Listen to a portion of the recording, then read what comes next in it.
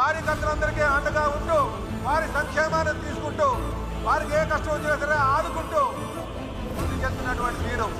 అలాగే వారు మనకి రేపు కాబోయే భవిష్యత్ నాయకుడు అని చెప్పి ఈ సందర్భంగా తెలియజేస్తున్నా. ఎన్టీ రామారావు గారు మనవడనో చంద్రబాబు నాయుడు గారు అబ్బాయినో నేను ఈ మాట మాట్లాడలేదు. నేను క్షుణ్ణంగా దగ్గరుండి ఆయన గమనించాను కనుక ఈ మాట చెప్తున్నా. 2019లో మంగళగిరిలో ఓడిపోయిన తర్వాత అదే నియోజకవర్గాన్ని పట్టు వదలకుండా నడిపించి ఈరోజు రాష్ట్రంలో అత్యధిక మెజార్టీలో 3వ స్థానంలో ఉన్నారంటే ఆయన ఒక నాయకుడుగా పట్టుగా కనిపిస్తుందని చెప్పి తెలియజేస్తున్నా.